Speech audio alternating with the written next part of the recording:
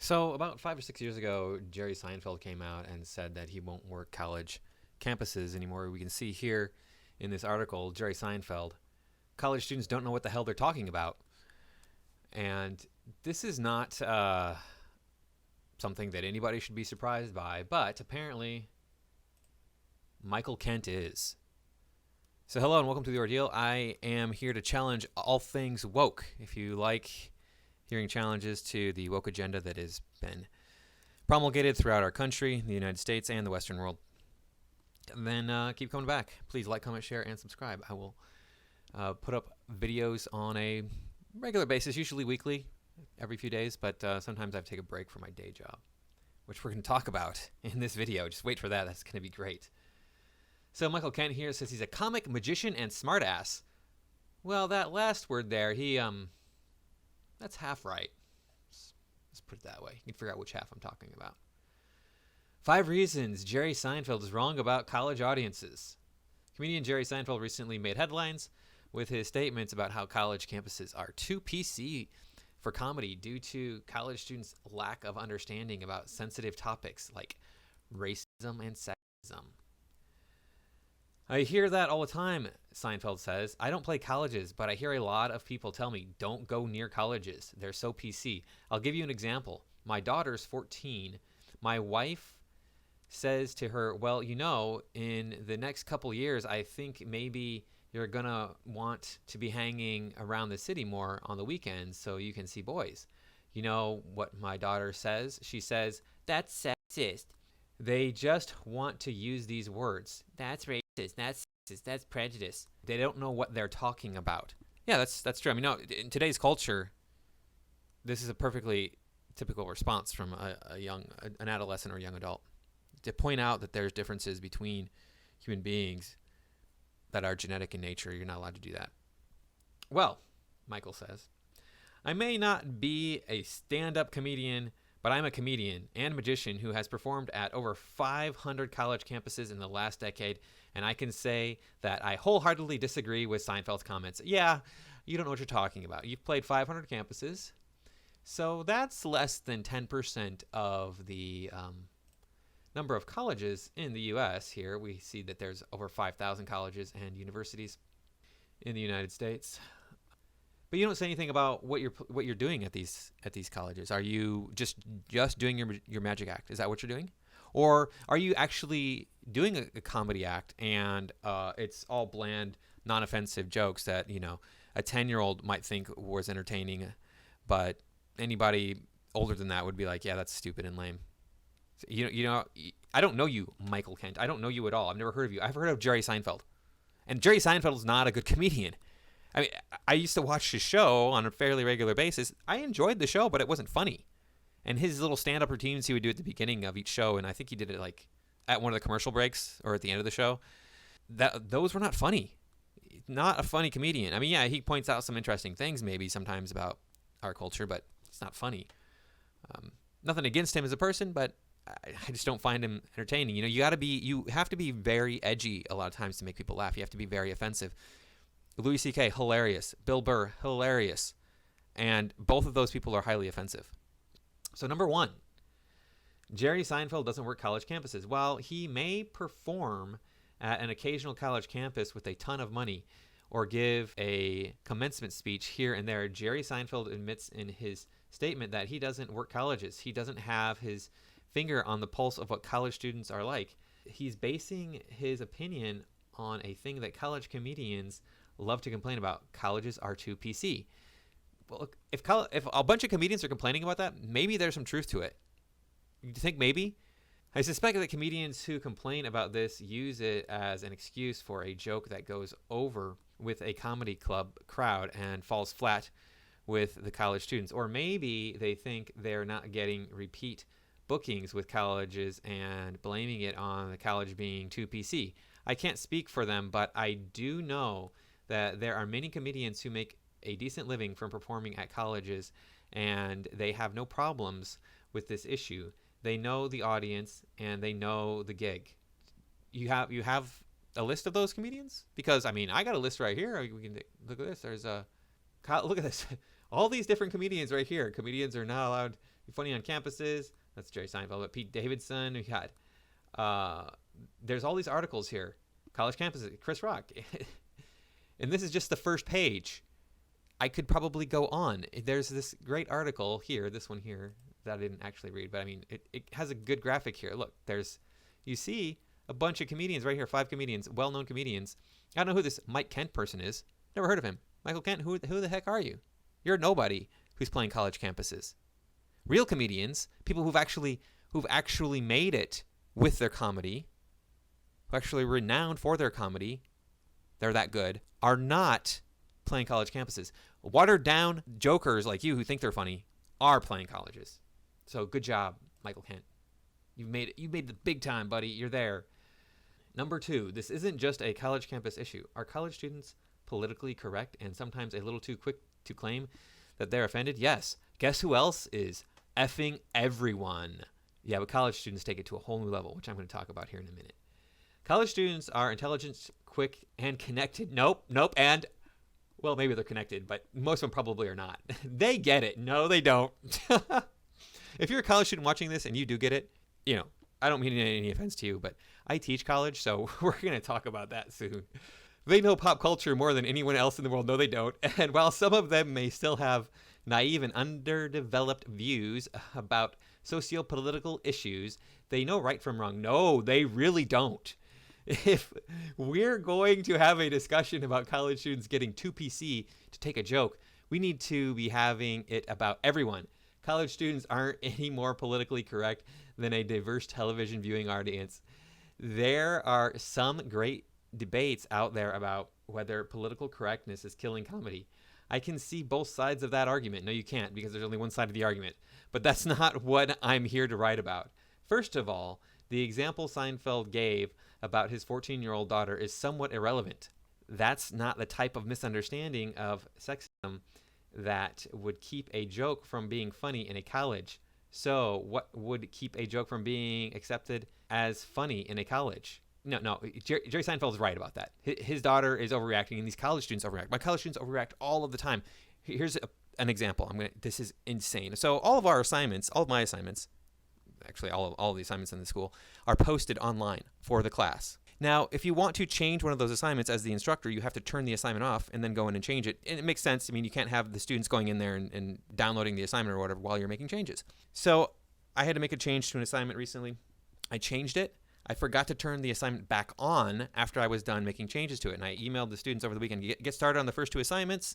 There's a lot of work that we have to do ahead of us. So go ahead and get started on those assignments. We have a new term. The first class was on Tuesday. I noticed earlier in the day, because I teach at night, I noticed earlier in the day that the assignment was not turned on. Oh, forgot to turn the assignment back on after I worked on it. So I turned it on. And then during class, I asked the students if they had a chance to get started on either of the first 2 assignments that I emailed them about starting on, because they would have been available on Monday, except, well, the one that I didn't turn on was not available till Tuesday. And they're like, well, I didn't get started on the second one because it wasn't available to me. I couldn't get on it until earlier today, like 4 hours earlier today. So 4.5 hours, actually. So no real excuse there. But I said, oh, yes, I apologize. That was my fault. I'm sorry. I have to, I explained the whole thing. I have to turn them off, etc. And I was like, so what should you do when that happens, when you can't access an assignment? What should you do as a student? And I got a meek, email you? Yeah, you should email me and let me know if there's any issues with accessing the assignments on the internet so that I can address those right away. Complaints flooded in that I was blaming the students for not doing their assignments because they did not email me. You're telling me the students aren't too sensitive on colleges? Are you kidding me? I took blame for that mistake, and I suggested what they could do to help keep that stuff from happening in the future so they have some agency in this situation instead of just being at the mercy of my error. Wow, you want to talk about being overly sensitive? Yeah, people in general are overly sensitive, Michael Kent. They are. But college students take it like 5,000 or 6,000 steps higher than it needs to be. Moving on. Number 3, jokes that disparage groups of people just aren't funny. Those are the funniest jokes. What are you talking about? In my experience, college students don't want to hear jokes that disparage groups of people. It's not only because it's not politically correct, it's because gay jokes, fat jokes, sexist jokes are easy, unintelligent, and lack creativity. No, that's not true at all. They're not funny because there's not that much effort involved in writing them. I have watched nationally known comedians bomb with college students by trying to do entire sets based on homophobic material. The crowd goes silent. The tweets and yik yak starts flying. I've personally witnessed it on multiple occasions. Yes, because you're not allowed to tell jokes about homosexual people. I don't understand how this is. Are you saying that they were telling jokes about how homophobic people are bad? Is that what you're saying? Because that's a different sentence that you didn't really. You're very vague in this. And if they're telling jokes about homophobic people, you can't even say the bad things about it. You're not allowed to talk about these subject matters at all. Period. You don't understand that on college. I brought up the historical origins of a system that we use in our daily lives here in the United States. I said it comes out of Christianity, and explained how it comes out of Christianity. It took me 3 minutes to explain this. Out of 35 hours of lecture for the class, 3 minutes was talking about this one system that comes out of Christianity and why it comes out of Christianity. Oh my God, the most offensive instructor I've ever had in my entire life. He talks about religion in the classroom. That has no business being in a classroom at all, period, ever. I'm not even religious, and it's highly offensive, don't you know? So yeah, you can't even broach these subjects, okay? Mr. Kent? This reminds me of a joke from one of my favorite comedians, Mike Birbiglia. I wasn't like the class clown in school growing up. I think the class clown was always the mean guy who walks in the room and was like, "You're fat, you're gay, I'm out of here."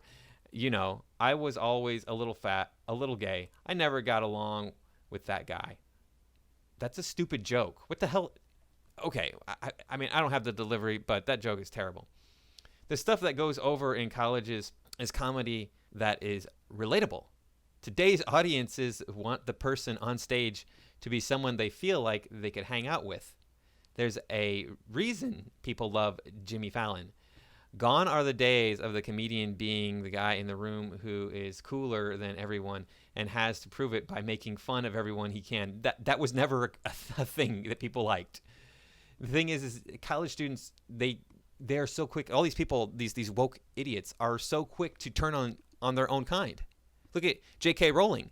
We saw a perfect example of this with J.K. Rowling. She's all for like open borders and against all kinds of isms, but she says one thing wrong. Oh my God, she's the worst human being ever.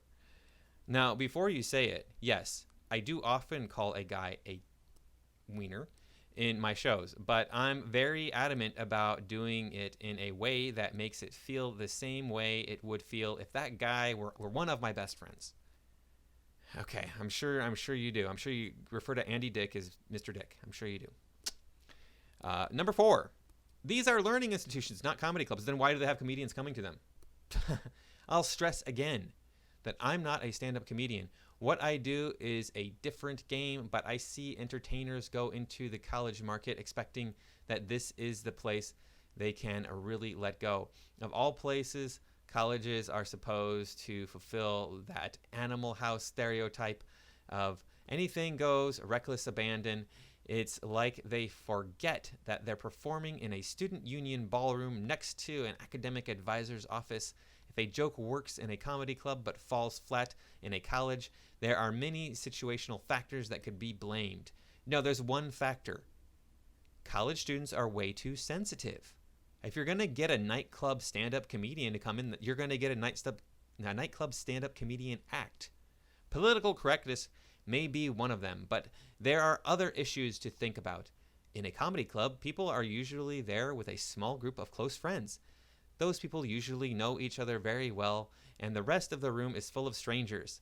In a college, a student is aware of the impression he or she is making on everyone around them. There isn't the amount of anonymity in a college audience that you find in a comedy club. It's not as easy to laugh at sensitive topics when you think the people around you might hold you responsible for your views. Everyone can be a little bit of an a-hole when they're anonymous. Wow, you just totally destroyed your whole argument, Michael Kent. You got to realize that the problem is that colleges are too PC. That's why people can't laugh at jokes that are not PC, and they know that. These students know what is acceptable and what isn't acceptable, and if you laugh at the wrong thing, then you'll be outed as an evil Yahtzee, we'll say. Number 5. This is a business. So is a comedy club. Show business people often forget about the second word. This is a business. The discussion about the commerciality of art and selling out will go on forever in coffee shops and art studios around the world. Are we creating our art for them or for us? At a certain point, we must realize that if we are being paid to do our art, we have to accept that we're living by the rules of the person who pays us. If they don't like what we do, they won't rebook us. And many times it's not the students who are the barometer of what is acceptable in a college, but the administrator or director of student activities. They will clearly tell you if you shouldn't drop F-bombs, and I hear about it when a comedian disregards these rules. I hear about it when a director or administrator says, "Oh, blank won't be invited back here. We asked them to keep it kind of clean, but they were way too dirty." So is that the fault of the audience? Why paint college students with the broad brush of they're too PC when it's the comedian who made a bad business decision? I know it's not sexy to talk about comedy or any art as a business, but we kind of have to, right? Did Seinfeld complain when the FCC censored scripts on his show? Probably not, because he was getting $1 million an episode. Well, with this, I agree with him. I'm surprised I actually agree with this guy on anything, but yeah, it could be the administration that's keeping you from getting back onto campus. And I always thought, like, why aren't we complaining about the FCC regarding censorship? Everybody's complaining lately about Twitter and Facebook and YouTube censoring everything, and I agree with that, but the FCC has been censoring forever. So I asked the question, what jokes do Jerry Seinfeld and others want to do in colleges that they feel like they can't? All of them? All of them. Do they wish they could do more gay jokes? Racist jokes? I honestly would love an example of a joke that works in other venues, but not colleges. All of the jokes. Okay? Because students are way too sensitive on college campuses. We're saying this now. This article was written like 5 or 6 years ago, as we can see up here. Almost 6 years ago. It's coming up on 6 years. And now we're seeing, like, people are complaining. It's like, this is the death of comedy. This wokeness is the death of comedy. Yeah, it's the death of comedy. I don't even need to read the rest of this. Look, over here we have Alec Baldwin is now coming out. He's saying, you can't do any irony in the United States anymore because the United States is such an uptight, stressed out place. Well, I don't know what he means exactly by stressed out. He might have a non-normal use of the word in her phrase in this case, but I don't think the United States is all that stressed out. I think it's uptight. I think that's the problem, is it's become extraordinarily uptight. Every little thing is scrutinized, as I've given 2 examples of so far in this video, just with me teaching on college campus. It goes beyond that. There's just so many things that we can't do anymore. It's not colleges specifically, it is the whole culture, but it's the colleges were like the tip of the spear on this, making this happen. And we all see it happening. I mean, if you don't see this happening, if you don't see this push to make everybody conform to whatever is the politically correct, that's been going on for decades now, whatever the latest form of political correctness is. And George Carlin talked about it in his however many words you can't say on TV. And it's all, everything's changing. And it's not changing for the better. It's just, we have to do this because we said so, because somebody's offended. Well, you can never stop people from being offended. So you just stop all of it, period. Anybody who says, I'm offended by it, well, too bad. You don't care. You can be offended by it. Go ahead and be offended by it. It's not going to hurt you to be offended. I don't watch Bill Burr because he said something that I found highly offensive once. He was talking about child abuse. And I'm an abused child. But you don't have to be an abused child to find child abuse offensive. So I don't watch Bill Burr. He is fairly funny. When I did watch him, I thought he was all right. I don't speak out against him. I don't tell people they shouldn't watch him. If you want to watch him, watch him. You're allowed to. I disagree. He's allowed to say what he wants to say. I don't have to listen to it. That's that simple. And if you're on a college campus and you hear something you don't want to hear, well, too bad. Your ears are not going to fall off because you heard something you didn't want to hear. It's not going to hurt you to hear words you don't want to hear. Grow up, become an adult, and become resilient to words because they're just words, and get a life. You have more important things to worry about than what other people say. Anyway, thanks again for watching, and I will see you all next time.